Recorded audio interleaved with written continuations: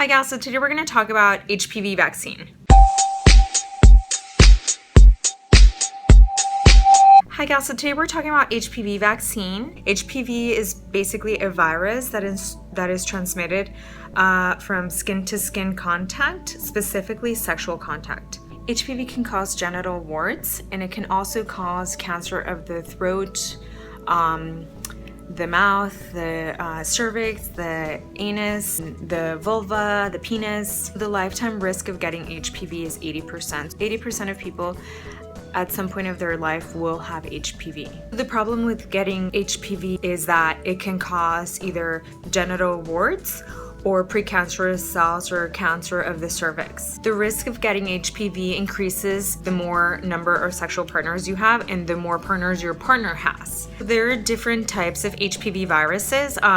There are some that cause warts, and those are considered low risk for cancer. The ones that cause warts are subtypes 6 and 11. And then the other ones that are considered high risk for cervical cancer are subtypes 16 and 18. And the reason why I mention these different subtypes is because there's 3 vaccines in the US that protect against HPV. So there's one vaccine called Gardasil 9, and that one protects against 9 different subtypes of HPV. There's the other Gardasil that we're more familiar with that protects against 4 different types of HPV. There's a third type of vaccine called Cervarix that protects against 2 subtypes of HPV. When someone has HPV, there really aren't any symptoms unless you have the wart type. Then you can see a wart. Most of the time these infections go unnoticed, and since they don't cause any pain, noticeable problems, it can easily spread from one partner to another. In the US, we recommend that women between the ages of 9 and 26 get one of the vaccines.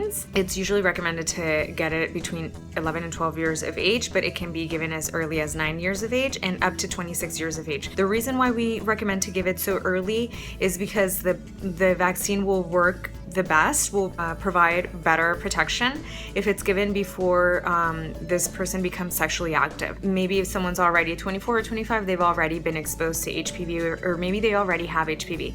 In that case, it's still recommended that they receive the vaccine because it can provide at least some protection against the other subtypes that have not caused an infection. The vaccine is given in 3 doses. So you get the first dose, and then the next one is given usually 2 months after the first dose, and then the last dose 4 months after the second dose. It's a total of 3 doses. And if you are late for your second dose or your third dose, you should still catch up. So go back to your doctor as soon as you remember, as soon as possible, so you can continue getting your doses. You don't have to restart the whole series again. You can just get the second or third dose, or whatever dose you were due for. After you have the vaccine and you've received all 3 doses, you still need to get pap smears. Check out my video on pap smears and abnormal pap smears. And it's recommended in the US that all women aged 21 and older, regardless of sexual activity, start getting a pap smear. It's just important to point out that even though the vaccine doesn't have any live virus, it's still not recommended for pregnant women to receive the vaccine.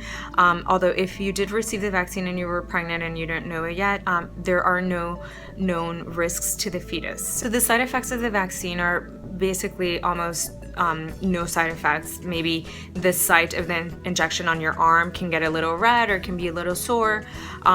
There's very few side effects that have been reported, less than 0.1%, and it has been nausea, headache, and dizziness. Very rare to have these side effects. So most women with HPV don't get cervical cancer, but it's difficult to know who will get cancer, so that's why it's so important to just vaccinate everyone. So it's always a concern from parents that by vaccinating their kids, they're encouraging their kids to become sexually active.